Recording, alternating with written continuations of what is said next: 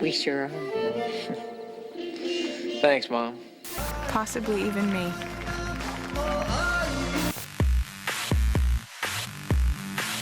Do you still remember those unfinished shows? The ones that vanished without warning or a real goodbye? These sudden cancellations left stories hanging and fans wondering what could have been, long after the credits stopped rolling. What happens when the screen fades to black and never comes back? For a brief moment in 2009, it felt like television was about to change forever. FlashForward had the kind of high-concept premise that makes you sit up and say, "Wait, what?" The entire world blacks out for 137 seconds. Everyone sees a vision of where they will be 6 months in the future. Planes crash, cars collide, people collapse in the street. And when they wake up, the whole planet starts comparing dreams and bracing for destiny. It was bold. It was confusing. It was trying very hard to be the next Lost. And for the first few episodes, it just might have been. The main character was an FBI agent, played by Joseph Fiennes, who saw himself investigating something mysterious in the future. Naturally, he and his team launch an investigation into the cause of the blackout, only to discover a web of international conspiracies, cover-ups, and some very creepy figures who apparently did not black out like everyone else. That was the hook.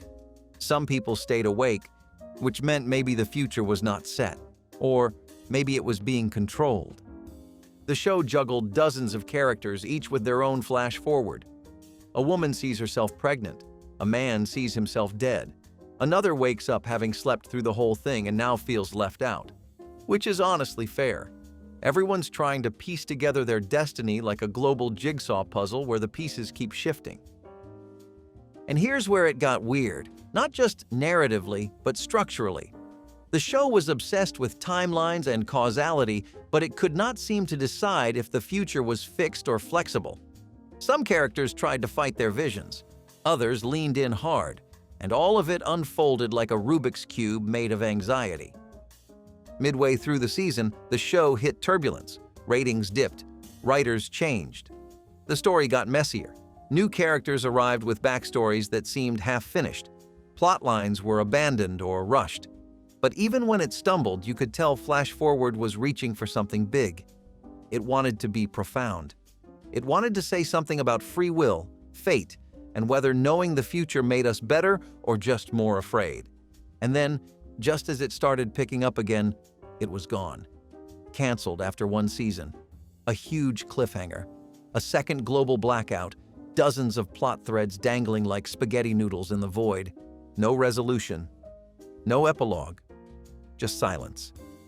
It was one of those endings that made you pause and go, "Wait, that's it?" Like you missed something, only to realize the network missed its chance. But the memory stuck. For those who watched it week to week, FlashForward was one of those rare shows that felt bigger than television. Even when it fumbled, it made you think.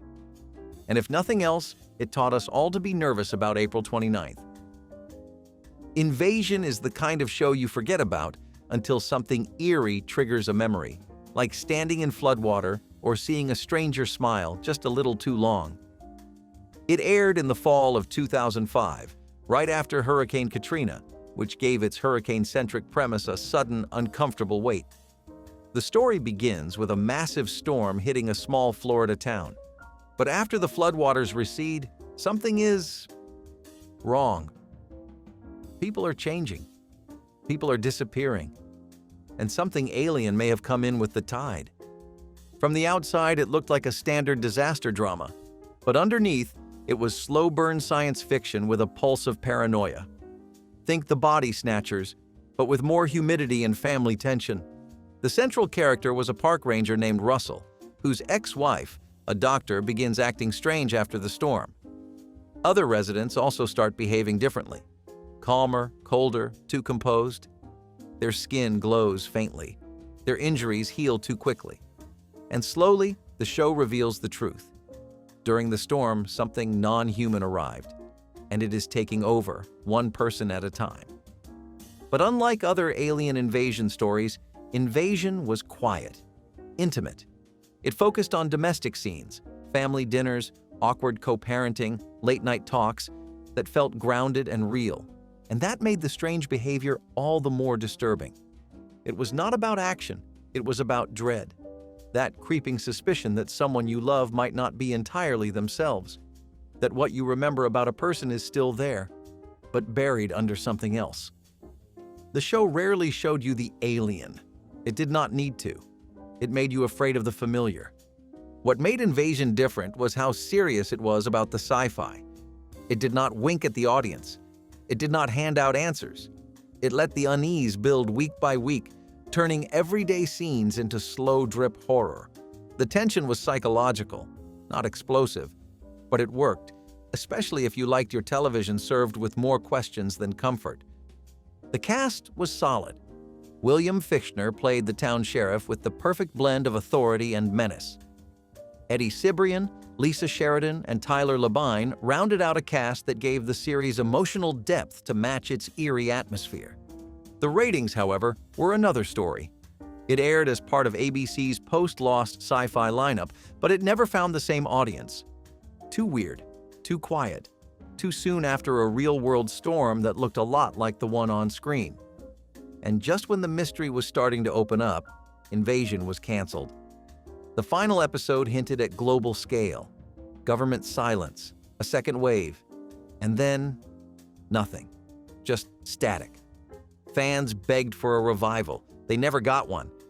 But Invasion endures in memory, not because it shocked you, but because it unsettled you. It made you rethink what invasion actually means. Not a spaceship, not a monster, just something that takes what you know and slowly makes it unfamiliar. The storm passed. The show faded.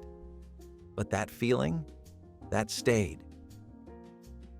Some shows do not need time to matter. They just need one season. My So-Called Life only lasted 19 episodes, but for the kids who saw it in the mid-1990s, it felt like someone had cracked open their journal and put it on screen. No tidy morals, no laugh tracks, just messy, honest emotion delivered through Angela Chase's wide, searching eyes. She was awkward, self-aware, and constantly caught between everything: childhood and adulthood, crushes and friendships, what she wanted and what she feared she already was. And it was raw. That was the magic. The way it captured how huge small moments could feel. Like brushing hands in the hallway, or sitting in a bedroom trying to explain something that does not have words yet. Angela, played by Claire Danes, narrated the show in a way that was half confession, half inner monologue. Her voice cracked. Her sentences trailed off. She felt real in a way that most teen characters, especially on network TV, never did. The show never talked down to teenagers. It gave them the space to be messy, selfish, brilliant, and confused all at once. And then there was Jordan Catalano. Jared Leto, pre-Rock Band and Oscars, played the brooding boy who leaned against lockers like it was a job. Angela was obsessed with him in a way that was both embarrassing and completely understandable. Because who hasn't given someone credit for mystery just because they were quiet and had good hair? The brilliance of the show was that it never offered neat resolutions. Problems didn't get solved, they just evolved.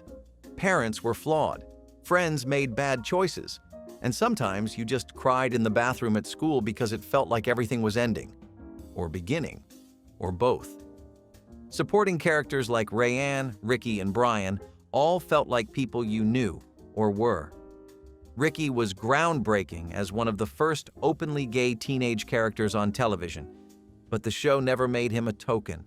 He had depth, he had pain, he had lipstick and bruises and some of the best lines in the entire series.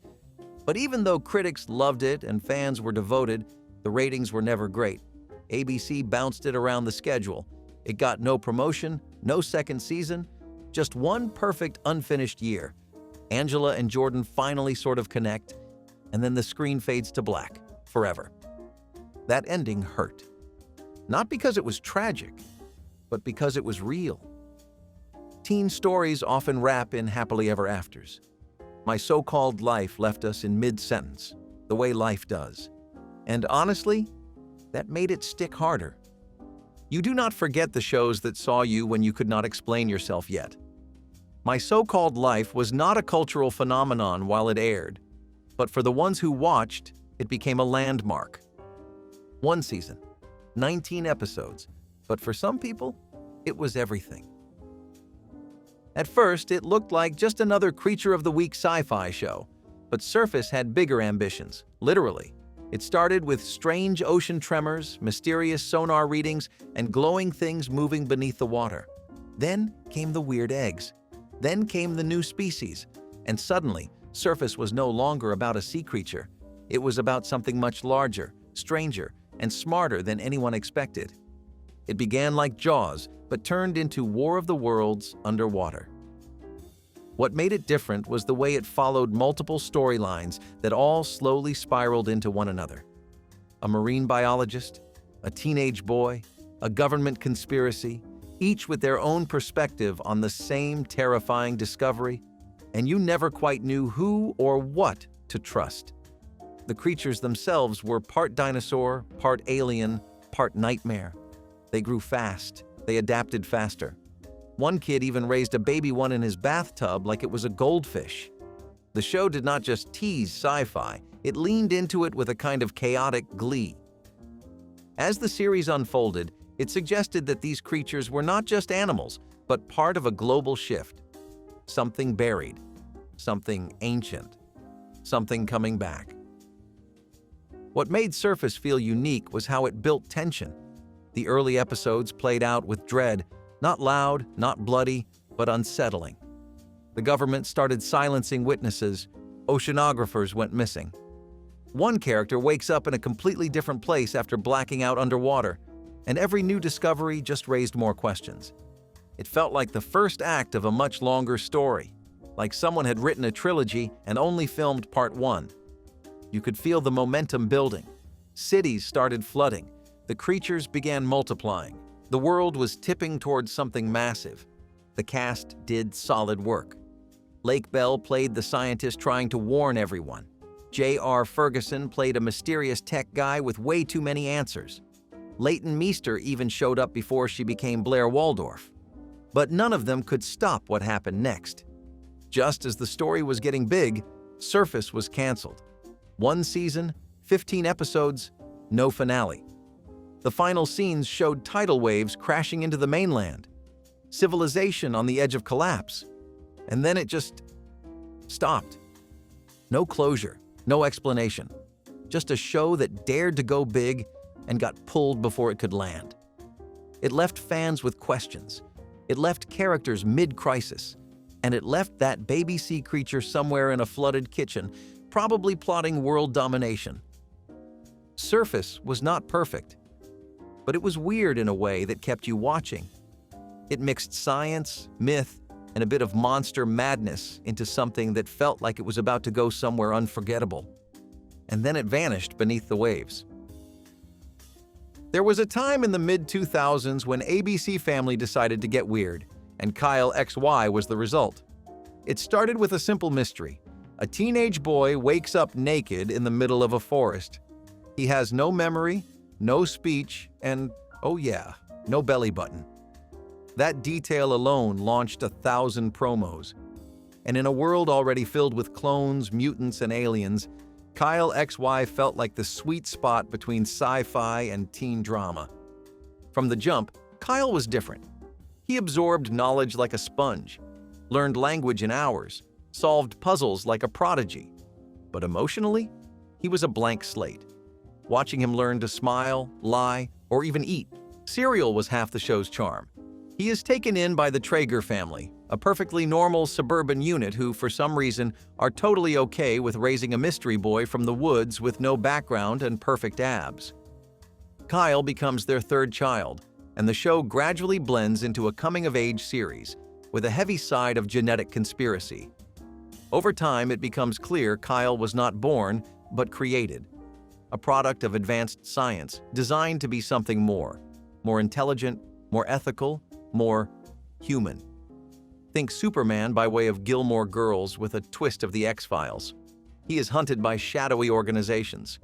He forms a bond with another designed teen, He starts uncovering his own origin, one cryptic flashback at a time. And the tone?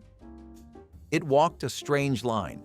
One moment Kyle is solving calculus in his head, the next he is struggling to ask a girl to prom. It flipped from teenage awkwardness to futuristic paranoia at the drop of a scene. The show had heart, but it also had danger. And sometimes you were not sure which was going to show up next. There were love triangles, evil scientists, and enough half-explained tech speak to give you whiplash. But through it all, Kyle stayed likable, kind, curious, and just wide-eyed enough to feel like a person trying to become real. By season 3, the show leaned harder into action and mythology. New abilities emerged, secrets unraveled, clones and corrupt corporations showed up. It was not always clean, but it was fun. And then, just like that, it ended. Canceled. No warning. The final episode ends with a twist, a revelation about Kyle's true purpose, and then nothing. No resolution, no answers, just the haunting image of a boy built for something greater, staring down a story that never got to finish. It was the ultimate science fiction cliffhanger. Fans begged for a movie, a finale, anything.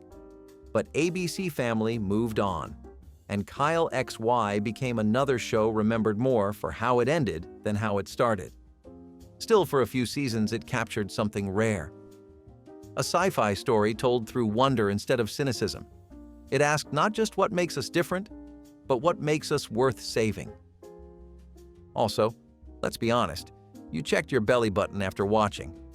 Everyone did. Before streaming services made multi-layered sci-fi the norm, the 4400 was already there, quietly blowing minds on basic cable. The setup was simple but brilliant. 4,400 people who had vanished over the past century suddenly reappear all at once in a flash of light. They are not aged. They do not remember what happened, and now each one of them is different. Some come back with powers, some with trauma, some just want their lives back. But the world has moved on, and now these returnees have to navigate a reality that barely remembers them. The show follows agents Tom Baldwin and Diana Skouras, assigned to investigate the 4,400 and figure out who or what brought them back. At first, it plays like a procedural. One case, one returnee, one mystery per episode. But slowly, things spiral. Patterns emerge, powers escalate, and it becomes clear that this was not random. The 4,400 were taken for a reason. Some now have telekinesis, some heal, some predict the future, and some destroy. There is a bigger plan unfolding, one involving time travel, a future humanity on the brink of collapse, and a last-ditch effort to rewrite the timeline using enhanced humans. The weirdness was never just about the powers, it was about the implications. What do you do when someone you love comes back different? What happens when a good person gets a dangerous ability? And who decides whether these gifts are blessings or weapons? The show played with these questions in smart, unsettling ways. And the moral lines were never clean. Unlike many sci-fi shows of the era, the 4,400 stayed grounded. It focused on emotion as much as mystery. Families trying to rebuild, marriages falling apart, parents afraid of their own children. It kept the characters front and center even as the conspiracy deepened and the stakes widened to world-ending proportions. Over 4 seasons, it built a slow, confident burn. The government's response became increasingly brutal. Fringe factions formed. Some of the 4,400 started pushing back. Others began to see themselves as messiahs. The line between savior and threat blurred completely. And then, it ended. Abruptly. With a major shift in the plot, a new promising drug spreading powers to the public, and the promise of a global revolution just beginning. But USA Network pulled the plug. The final episode aired with no closure. A war was coming. Cities were changing. Powers were awakening. And then it was over. Fans launched campaigns, petitions, letter-writing efforts. They even tried to fund a revival. But it never happened. Years later, a reboot appeared on the CW, but it never captured the strange, quiet power of the original. The 4400 was not flashy. It did not yell for attention, but it whispered something big about identity, change, fear, and what it means to return to a world that no longer fits you.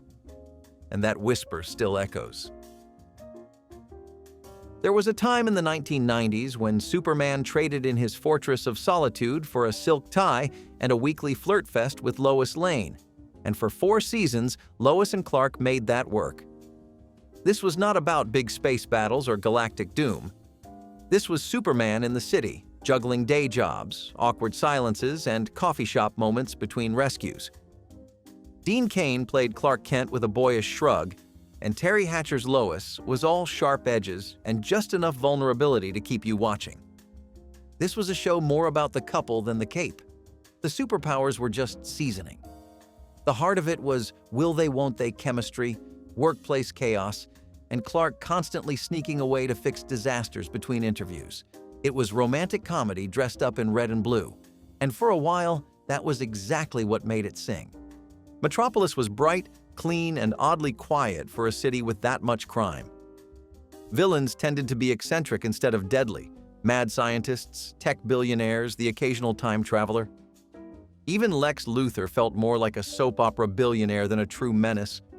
But that was the tone. Lois and Clark was superhero comfort food. Low stakes, big charm. The show leaned hard into the romance, sometimes to a fault. The first 2 seasons teased out the will they won't they like it was sacred text. Lois was smitten with Superman, annoyed with Clark, and slowly started connecting the dots, which, let's be honest, should not have taken more than a lunch break. But that was part of the fun. The glasses fooled everyone because the story needed them to. And when they finally got together, it felt earned. The show let their relationship grow, stumble, and evolve. They even got married, first in a fake-out, then for real. For fans who had waited decades to see Superman and Lois tie the knot outside of comics, it was a payoff worth the build. And it felt surprisingly human. Of course, with romance locked in, the show had to shift focus, and that is where things got strange. Later seasons introduced clones, amnesia, frog-eating doppelgangers, and a baby that literally showed up in a spaceship. The tone wobbled. The writing started to stretch thin, and eventually, the show wrapped with a cliffhanger that was never resolved. But even when it got weird, there was a kind of charm to it all. The show never got cynical. It believed in love, in truth, in the idea that journalism and justice could still matter, even in a world where someone could fly. It was not the grittiest Superman. It was not the most powerful, but it was warm, bright, and earnest in a way that sticks. It made Clark Kent the main character again, not just a disguise. And for a generation of fans, that is the version they remember first. Tights, tie, or trench coat, it did not matter. He still stood for something. In the early 2000s, before streaming took over and dystopia became a genre all its own, Dark Angel crash-landed onto network television like a biker jacket full of secrets.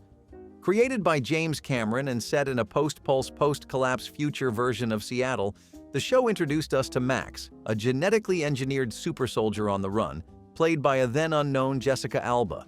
She rode motorcycles, she delivered one-liners, she kicked people through windows, and under all that, she just wanted to survive. The show's world was grimy and weird, cyberpunk, but also punk-punk. There were hover drones and genetically mutated children, but also street markets, graffiti, and people trading batteries like gold. The apocalypse had already happened, and now everyone was just trying to live through the fallout. Max had escaped from Manticore, the shady government program that made her and dozens of others like her. Each one was built for speed, strength, or enhanced senses, but Max was different, smarter, more defiant, and a little more broken. Her mission was simple: stay free, find her siblings, and expose the people who made her. She worked as a bike messenger by day and broke into high-security labs by night. Her partner in info was Logan, aka Eyes Only, a paraplegic cyber journalist with a face made for idealism and hair that always looked just slightly windblown, even indoors. Their relationship had tension, But Dark Angel was never in a rush to turn it into romance. It had other things on its mind, like corrupt government agents, genetic barcodes, and the occasional underground fight club. And it had style: leather jackets, rain-slick streets, and slow-motion flips off rooftops. The soundtrack was all glitchy electronica and heavy beats. It was edgy without trying too hard, gritty but never humorless. Somehow the show made monochrome look cool. But Dark Angel was not just about action. It had something deeper. Every episode circled around identity, what it meant to be built for something and still want more. Max was a soldier, but she was also a friend, a protector, and someone who just wanted to dance without being followed. The first season built that world carefully. The second season tried to blow it open. New transgenics appeared, some monstrous, some tragic. The plot widened. Manticore fell. And a new threat, a cult-like group bent on cleansing the world of enhanced humans, rose in its place. That is when the network started to wobble. Ratings dipped. The story got weirder, darker, more serialized. And then, just as it was picking up speed again, it was canceled. Season 2 ended with a standoff, a battle looming, and Max looking out over a city that might never accept her. It never got its ending, just a final shot. No answers, no escape, just Max, standing in the ruins, ready to fight. But even with its short run, Dark Angel left a mark. It launched Jessica Alba's career. It made barcode tattoos weirdly popular for about 6 months. And it proved you could make sci-fi emotional, grounded, and cool, all in the same scene. It was stylish, ambitious, and unapologetically strange. And for those who watched, Max never really went away. There is weird, and then there is Moonlight Weird, a show where a brooding vampire detective solves crimes in Los Angeles while drinking blood from a fridge and pining after a woman who once knew him as a child. Yes, that is the real plot. And yes, it aired on CBS in 2007 like it was the most normal idea in the world. Mick Street John is a private investigator. He is also a vampire. He sleeps in a freezer, rocks a leather coat in the California sun, and solves cases while wrestling with the fact that he is 100% undead and about 80% still heartbroken. But the twist? He is not your typical tortured vampire. He does not bite people. He gets his blood from the morgue. He does not sparkle, grow fangs, or burst into flames. He is just really sad and immortal. And in between chasing down murderers, he stares longingly at his laptop, where he keeps digital tabs on Beth, the woman he saved years ago from a vampire attack. Beth, now a reporter, starts falling for Mick, which makes everything more complicated and more soapy. Their chemistry is off the charts, but the show dances around it in slow motion. It is romance meets gothic noir with a splash of supernatural brooding. Every case of the week is a reminder that Mick is different, that he wants to be more human than monster, that being immortal does not mean you are immune to regret. And then there is Coraline, Mick's vampire ex-wife, who turned him against his will. She is dramatic, manipulative, and appears at the exact moment when things start going right for Mick. Of course. She is the kind of ex who crashes through your window with a smirk, a cryptic warning, and an antique ring that probably holds a curse. The tone of the show is somewhere between network procedural and low-budget Anne Rice. It is sexy, but in a very 2000 way. Fog machines, saxophone music, and enough leather jackets to outfit an entire mall kiosk. And yet, somehow, it works. Not because it is perfect, but because it leans into its weirdness with total sincerity. You get flashbacks to the 1950s, flashbacks to the 1880s. Mick has been everywhere, seen everything, and still has the emotional range of a wounded golden retriever.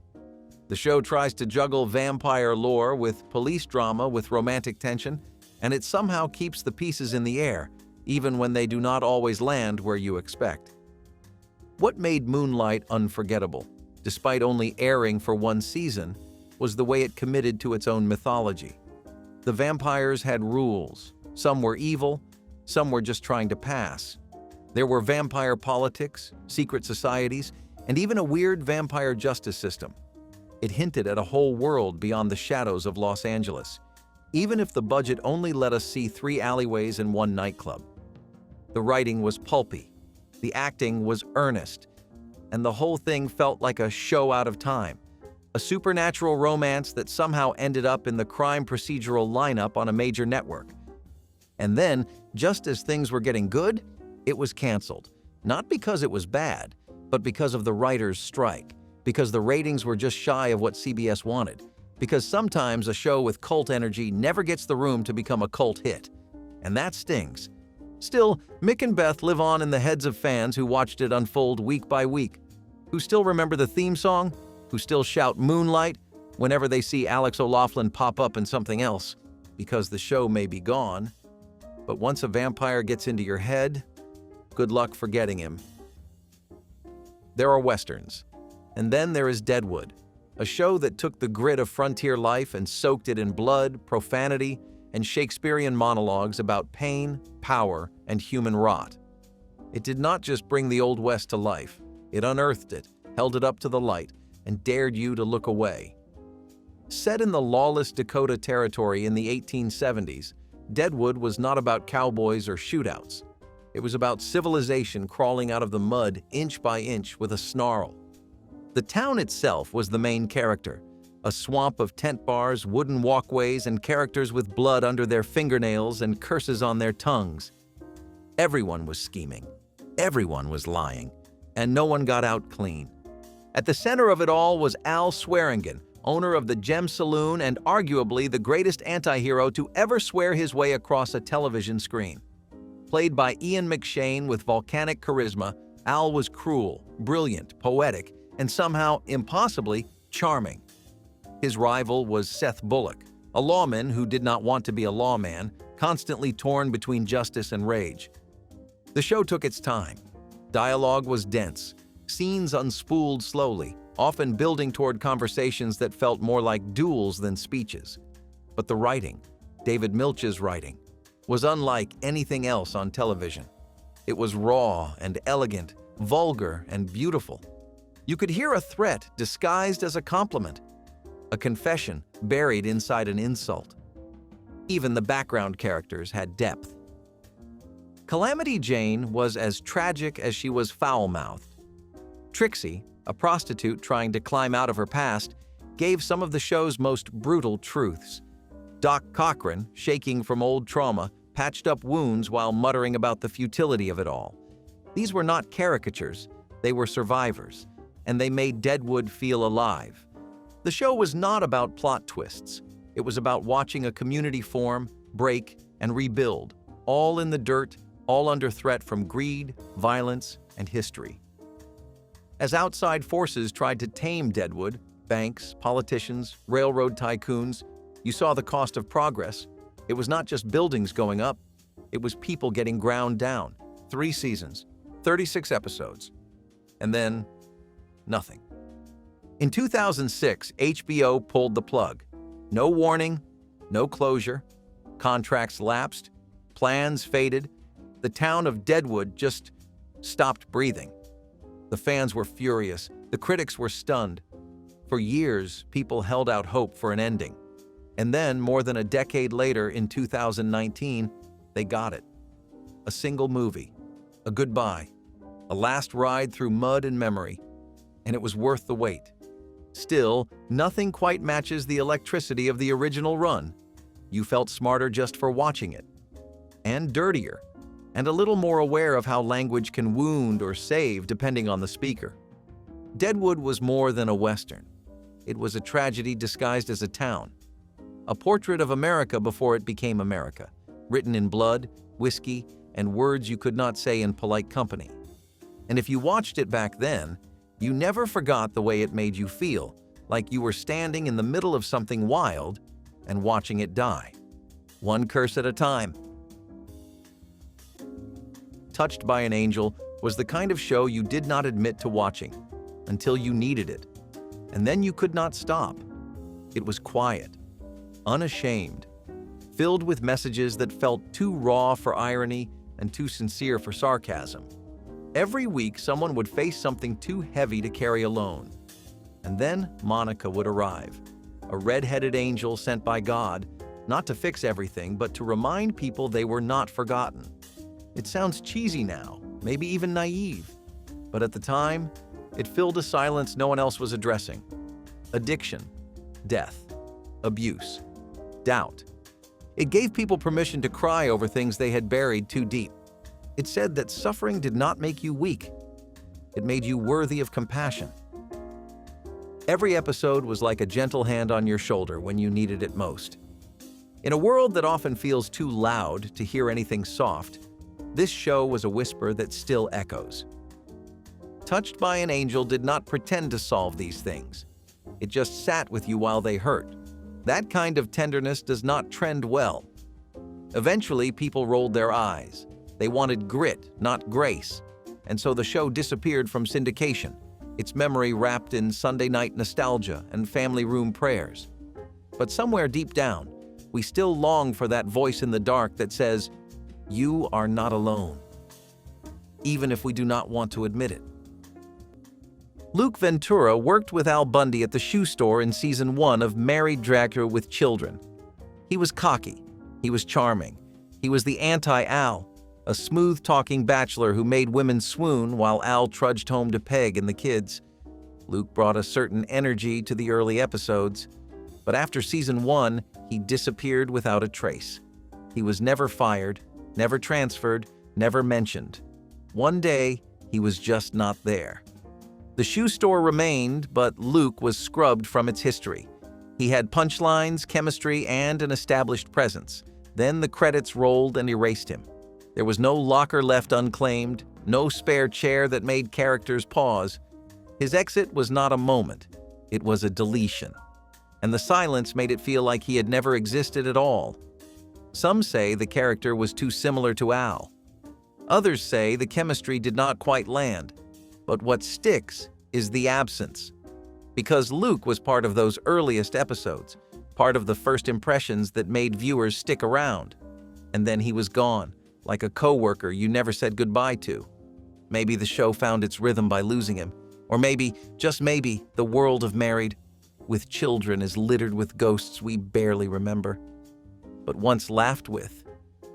How many of them are still standing at the shoe counter waiting to be written back in? There was something sacred about 227, like a front porch conversation on a warm night that you did not want to end. It was not flashy. It did not need a catchphrase or an outrageous setting to keep your attention. It just gave you people, real people, laughing, arguing, leaning on each other through life's ordinary storms. Centered around Mary Jenkins and her neighbors in a Washington, D.C. apartment building, 227 gave African-American family life the center stage it had long been denied. And it did it with humor, grace, and strength. Mary was sharp and fiercely loyal, with a side eye that could shut down a room. Sandra Clark, her glamorous, sassy neighbor, lit up the screen in high heels and higher drama. But what made 227 matter was not just the characters, it was the culture it celebrated. Sunday dinners, hallway gossip, community struggles. It showed Black joy and Black resilience in a way that felt honest and rare. For many families, this was the first time they saw themselves on screen not as sidekicks or stereotypes, but as the stars. And yet, 227 quietly vanished. It ended not in scandal or protest, but in silence. The world moved on, and network television forgot the space it had once carved out. The stories stopped airing, but they never stopped mattering. Today, it is a name that gets a smile from those who remember, and a blank stare from those who do not. But for anyone who grew up with it, 227 was not just a sitcom. It was home. Monica Dawson from Heroes should have been a game changer. She had one of the coolest powers introduced in the entire series, the ability to mimic any action she saw perfectly, instantly. She was young, smart, determined, and she had a real connection to the larger story. But in a series that promised to celebrate unique gifts, Monica's gift was quietly buried. She was introduced in Season 2, given a small arc of personal growth, and then nothing. No death, no abduction, no heroic sacrifice. She was never seen or mentioned again, like she had never existed. It was a silence so sharp it felt deliberate. The kind that makes you wonder if something was taken from us, if the show got scared of its own potential. Monica was more than her power. She represented possibility, representation, legacy. She was a black heroine in a world that sorely lacked them. But she was dropped without explanation, as if her story was just a side note in someone else's saga. Fans kept asking, what happened to Monica? Where did she go? But the show never answered. Not in later episodes, not in comics, not in any spin-off. Her narrative thread was cut, clean, and cruel. And with it, something powerful was lost. In a series that kept bringing back characters from the dead, Monica's absence felt intentional, which made it hurt even more. Heroes promised to be about people discovering greatness inside themselves. But when it came to Monica, they blinked and let her fade away. Dr. Quinn. Medicine Woman felt like something your parents watched, until you sat down and realized you could not look away. It was soft-spoken and slow, but that is exactly where it got you.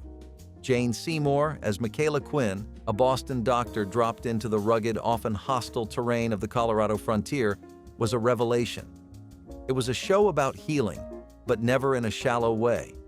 It talked about racism, sexism, war trauma, and spiritual crisis long before prestige drama was a label.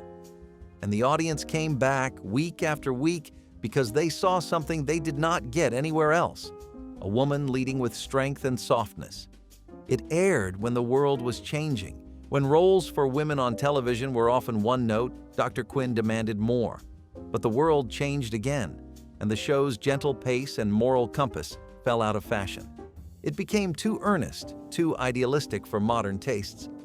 Now it is barely mentioned, despite its groundbreaking heart. Maybe we forgot it because we needed to. Maybe the world moved on from hopeful stories set in dusty towns.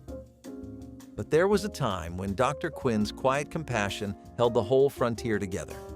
And maybe, just maybe, we need that kind of story again. Tina Pinciotti was Donna's younger sister on that 70s show, but only for a moment. She appeared in one episode of season 1, a sweet, red-haired kid who brought a sense of family chaos to the Pinciotti home. Then, like a ghost in a foggy memory, Tina was never seen or mentioned again. It is not that she moved away. It is not that she had a dramatic exit. It is that she simply stopped existing. Later episodes referred to Donna as an only child. No explanations, no flashbacks, just silence. The living room where she once stood felt suddenly incomplete. Donna's parents never mourned her, joked about her, or slipped up and mentioned her in conversation. The family portrait was edited, and no one acted like it had ever looked different. That kind of vanishing does not just delete a character, it rewrites everyone else. And it is the silence that hurts the most. Because for a show that was built on nostalgia, on growing up and letting go, Tina's vanishing felt like a betrayal of everything the show stood for. She was not a side character in a fantasy drama. She was a kid sister in a show about adolescence, where every relationship mattered. In real life, she was probably cut due to story streamlining. But in the world of the show, her disappearance is a strange wrinkle in time, one that reminds us how easy it is to rewrite a family, and how quickly we accept it. Few shows dared to be as gentle and raw as the Waltons. In a television landscape growing louder and flashier, this quiet drama about a rural Virginia family during the Great Depression and World War II was an act of rebellion. It reminded us that the world did not need to be big to feel important. Watching the Waltons felt like returning to a house you never lived in but still knew by heart. The opening narration was a hug. The goodnight scenes at the end of each episode were a lullaby. The series followed the tight-knit Walton family, 7 children, 2 parents, 2 grandparents, and turned their small victories and heartaches into epic truths. When John Boy chased his dream of becoming a writer, when Mary Ellen faced life after loss, when the family sat around a dinner table with barely enough food but more than enough love, it was more than a story. It was a reflection. Somehow, a show about a family from another era became the emotional backbone of real families watching together in the 70s. But time is cruel. As new decades arrived, the Waltons faded. The world moved faster, and it stopped looking back. Now it exists mostly in boxed DVD sets and the whispered memories of people who remember what real family television used to feel like.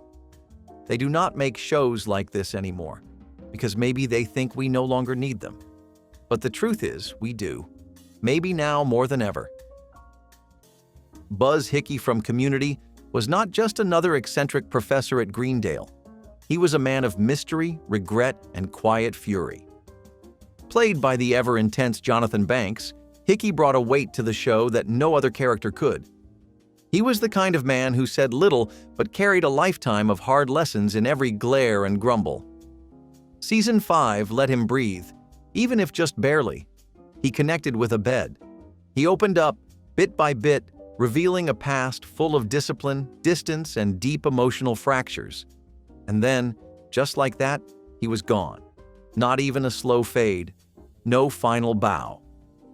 By season 6, Buzz Hickey was only a photograph on a memorial wall, dead, forgotten, and brushed aside with a line of exposition that felt colder than any eulogy. No one said how he died. No one shared what he meant. It was a brutal exit for a character who brought so much depth to a show, often dancing on the edge of absurdity. He had the makings of a quiet icon, an unlikely father figure for the lost and the broken, and to erase him without care was to erase the heart he gave to the chaos. Some say Jonathan Banks left for Better Call Saul. But even if that is true, what was stopping Community from giving him a farewell worthy of the name? Hickey was not a punchline. He was a wounded soul. And the lack of closure felt like a betrayal, not just of the character, but of the audience who saw something human in him. His disappearance was not justice, it was indifference. And in a show obsessed with honoring tropes and meta-references, it is ironic that Buzz Hickey was treated like a trope himself. Here one season, gone the next. Just another ghost in Greendale's halls. Dinosaurs was the weirdest thing on television, and that is saying something. A sitcom about a prehistoric family of full-body animatronic puppets who wore sweaters, watched TV, and yelled at their kids like any other suburban household. It was bold, it was absurd, and it worked. Dinosaurs did not tiptoe around real issues. It sprinted into them.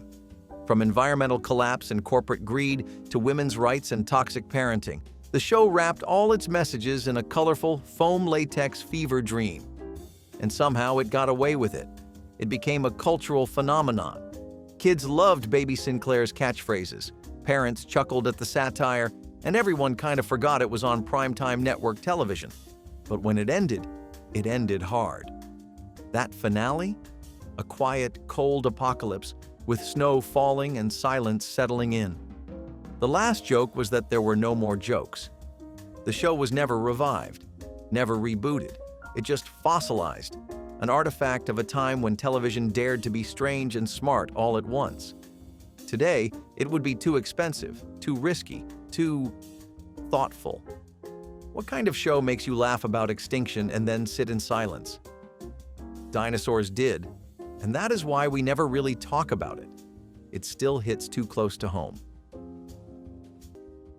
Dr. Mark Piper stood on the edge of something historic in Star Trek, the original series.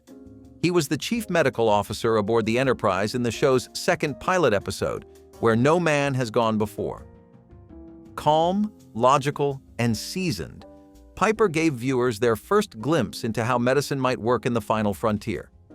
He patched up Captain Kirk, delivered crucial insight during a psychic breakdown, and handled danger without ever losing his cool. He was, by every indication, going to be an integral part of the crew. He was there before the uniforms changed, before the catchphrases were iconic, before the mission was fully defined. For many, he represents the lost blueprint of what the show could have been. But when the show officially launched, he was gone. No farewell, no transfer, no reason. He simply vanished, replaced by the fiery and emotionally charged Dr. Leonard McCoy. The show made no effort to explain the swap. Piper was never mentioned again. The baton was passed behind the scenes, not on screen. Some viewers assumed he had been reassigned. Others thought perhaps he had died, but nothing was confirmed. It was as if the second pilot had existed in a parallel universe, close enough to matter, but distant enough to be forgotten. Piper's disappearance is especially striking in a show known for continuity, mythology, and fan dedication. It is a reminder that even in the most detailed universes, some characters are casualties of early creative decisions. What does it say about legacy when the very first Doctor on the Enterprise is now just a footnote in a pilot most fans barely remember? Some shows are ahead of their time, so much so that the world forgets them before it ever really saw them. Get Real was one of those shows. It was a single-season drama-comedy hybrid that pulled back the curtain on suburban life with startling honesty and heartache. It followed the Green family, imperfect, struggling, and achingly familiar. Parents trying to hold on to their marriage. Teens trying to hold on to themselves. What made Get Real different was its courage to break the fourth wall. Characters would look straight into the camera and say the things we were too scared to admit, about fear, about love, about how hard it is just to be a person. Jesse Eisenberg played the awkward, sensitive son. Anne Hathaway, in one of her earliest roles, was the confident daughter cracking under quiet pressure. But it was not about star power. It was about emotional honesty. The show dared to be vulnerable at a time when television preferred gloss over grit. Every episode felt like opening a diary and reading what someone else was too afraid to say out loud. The kind that does not raise its voice to be heard. Each episode felt like a confession, a little too raw, a little too real. Maybe that is why it did not last. Viewers wanted resolution, but Get Real only offered reflection. And when it vanished, it left behind the kind of ache you feel when a good conversation ends too soon. Today, it is barely a footnote in TV history, but for those who watched, it was a whisper of truth in a world that usually just pretended. Dr. Miguelito Loveless from the Wild Wild West was the kind of villain who did not just scheme, he performed. Small in stature but massive in presence, Dr. Loveless was a theatrical genius, a megalomaniac with dreams bigger than the sky. He returned episode after episode, each time with a more outrageous plan and a more dangerous machine. He was not just the main antagonist, he was the show's twisted heartbeat. And yet, his story ended not with a bang, but with a footnote, a mention that he died of ulcers, off-screen. After years of being outsmarted, outrun, and nearly unstoppable, the show wrote him off with a single sentence. No epic confrontation, no resolution, just a shrug from the writer's room. Fans felt robbed. Loveless had earned his downfall. He had earned a moment. Instead, he was denied closure. Maybe the network thought he had outstayed his welcome. Maybe the showrunners did not know what to do with a character who constantly overshadowed the heroes. But the truth is, Dr. Loveless was too good to vanish that way. He was the brain behind the madness, the star of his own evil opera. To remove him off screen was like ending a symphony with a dial tone. Even now, people debate whether it was the right call, whether it was respectful. But one thing is clear: justice was not served. And for a villain so obsessed with legacy, being forgotten was the cruelest ending of all. Sisters was not flashy. It did not have capes or cops or crime scenes. It had something rarer: conversations. The kind that happened late at night in kitchens, on back porches, in hospital waiting rooms. It was about four women raised under the same roof, but shaped by completely different storms. Alex, Teddy, Georgie, Frankie. Their lives were messy and beautiful, and sometimes so painfully honest it hurt to watch. It made womanhood feel epic without needing explosions or chase scenes. It showed that quiet resilience was just as cinematic as any courtroom twist or dramatic finale. The sisters fought, forgave, failed, and still came back to the table, and that felt revolutionary. It honored the kind of emotional labor that rarely gets screen time. and it made you feel less alone in your own chaos. And maybe that is why it slipped through the cracks. Because Sisters made you feel too much. It made you sit with feelings that did not fit neatly into sitcoms or dramas. It was about womanhood without cliches, and sisterhood without saccharine filters. It tackled addiction, betrayal, infertility, divorce, and love. Deep, complicated, blood-deep love. And like real life, there were no perfect resolutions. Just people trying to show up for each other again and again. Today, people praise prestige television for doing what Sisters did decades ago. But it never got its credit, never got its renaissance. It is like a handwritten letter buried in a drawer, personal, imperfect, unforgettable. And it deserves to be read again. Tasha Yar was bold, strong, unapologetically fierce. As chief of security on Star Trek: The Next Generation, she brought grit and grounding to the bridge of the Enterprise. Then, in Season 1, she was killed by an alien force with barely any ceremony. Her death felt abrupt, underwhelming, even random. But that was not the end of her story. Yar kept coming back in strange forms, alternate realities, time loops, and even as a cloned villain. Each version chipped away at her legacy until it became unclear which Yar fans were supposed to remember. She became more concept than character, a symbol of creative guilt playing out through convoluted canon. What began as an impactful loss was slowly diluted by repeated reimaginings. Instead of giving her the honor of a full goodbye, the show kept rewriting her shadow. And in doing so, it left her fans unsure if she was remembered out of respect or out of regret. Was she the tough security chief who stood her ground, or a recurring phantom kept alive by narrative guilt? Behind the scenes, actress Denise Crosby left due to frustration with how little her character was being developed. The writers tried to make up for it, but in trying to keep Yar alive, they muddled what made her matter in the first place. What happens when a character dies too early and then lives too long in the wrong ways? This show did not just imagine superpowers, it made you feel like they might happen to you next. The secret world of Alex Mack was every middle schooler's fantasy wrapped in a denim jacket and a bucket hat. When a normal girl named Alex is accidentally doused in a mysterious chemical, she gains powers. She can move things with her mind, shoot electricity from her fingers, and even melt into a puddle. But this was not some glossy superhero tale. Alex did not become famous or powerful. She became hunted, and afraid, and different. The show was about more than abilities. It was about the isolation of adolescence, about hiding who you are because the world is not ready, about balancing science homework with secret identities, friendship with fear. Alex was smart, brave, vulnerable, and deeply human. Her world was not filled with capes and explosions, but with skateboards, lockers, and the quiet terror of being discovered. There were corporations chasing her, best friends protecting her, and parents who had no idea what she was going through. That made it real. That made it hurt. The show resonated because it never glamorized its concept. It treated being special as a burden. And for kids feeling weird or out of place, that message was everything. When it ended after 4 seasons, it left behind more than a cliffhanger. It left behind a community of viewers who still wonder what happened to Alex and whether there is still magic hiding just beneath the surface of a normal life.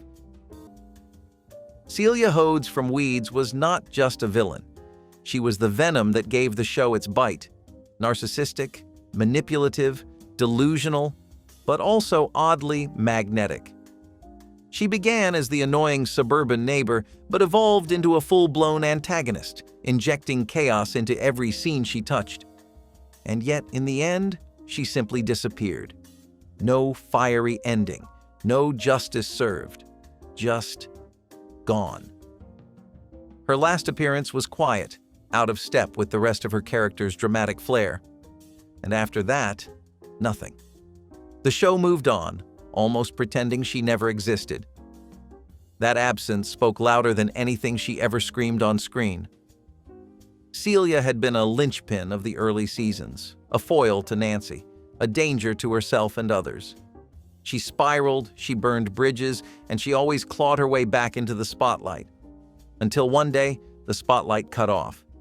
Fans were left stunned, not because she was missed, though some did, but because a character so bold was denied a bold ending, a villain without a finale, a chaos engine without a crash. Some say her character arc had run its course. Others believe behind-the-scenes decisions played a role. But nothing excuses the lack of resolution. She was not a background player. She was front and center. And when a show lets someone like that vanish without a reckoning, it leaves a gaping hole where drama and accountability used to be. It is not that Celia deserved redemption. She deserved consequences. And instead, she got a ghost exit. Which of these strange, brilliant, or forgotten shows still lives in your head? Drop your favorite in the comments, tap like if you stuck around for the weird, and subscribe so you never miss the stories that deserved more time.